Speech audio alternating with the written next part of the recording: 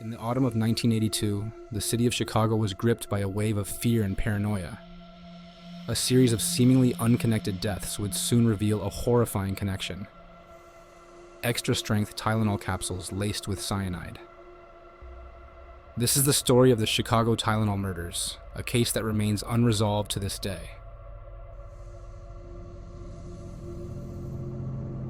It all began on September 29th, 1982, when a 12-year-old girl named Mary Kellerman from Elk Grove Village woke up with a sore throat and a runny nose. Her parents gave her a Tylenol capsule. Within hours, Mary was dead.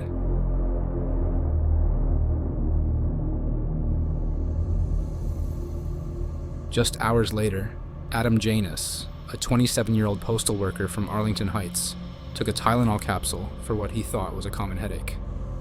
He collapsed and died shortly after tragedy struck twice more within the Janus family. Adam's brother, Stanley Janus, and his wife, Teresa Janus, both took Tylenol capsules from the same bottle while grieving at Adam's home. Both were dead by the end of the day. In the days that followed, 3 more people fell victim to the cyanide-laced Tylenol. Mary Reiner, a new mother, Paula Prince, a flight attendant, and Mary McFarland, a working mother. All took Tylenol capsules from bottles purchased at different stores throughout the Chicago area. Cyanide-contaminated Tylenol has been responsible for 3 deaths in the Arlington Heights area. Do not take Tylenol until further notice. Arlington Heights police demonstrated tonight how they have been warning residents throughout the day. And in Chicago, police notified all officers of the threat. This product may be contaminated with cyanide and should be destroyed.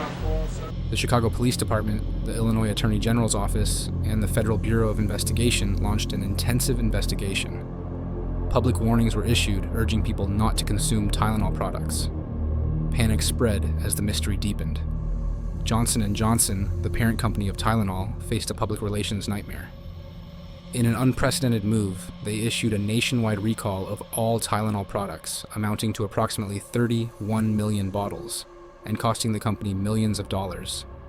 They also introduced tamper-evident packaging, setting a new standard for the pharmaceutical industry. Investigators found that the cyanide had been added to the Tylenol capsules after they were manufactured, but before they reached consumers. This suggested that the culprit had tampered with the bottles in stores. Despite extensive efforts, the investigation struggled to identify a suspect. Various theories emerged, including possible motives of extortion, revenge, or a random act of terrorism. A man named James William Lewis was arrested after sending a letter to Johnson & Johnson demanding $1 million to stop the poisonings, but he was never charged with the murders. James Lewis is charged with writing an extortion letter demanding $1 million to stop the killing. A nationwide search finally netted Lewis and his wife in New York. His trial is next month. Authorities don't believe he is a prime suspect in the murders. Also not ruled out for the same reason is Roger Arnold. Police picked him up after a tip that Arnold had cyanide in his home. A search turned up some unregistered guns. Later, Arnold was charged with murder unrelated to Tylenol. We are now pleased to announce that we are reintroducing Tylenol to the city of Chicago in safety seal packaging. It is a year later, and Tylenol is back on the shelves of the Arlington Heights Jewel store, where Adam Janus bought his Tylenol. Refused to use anything that had a capsule that contained anything in the capsule, and I threw them out. I wasn't going to take a chance on any kind of medicine being tampered with.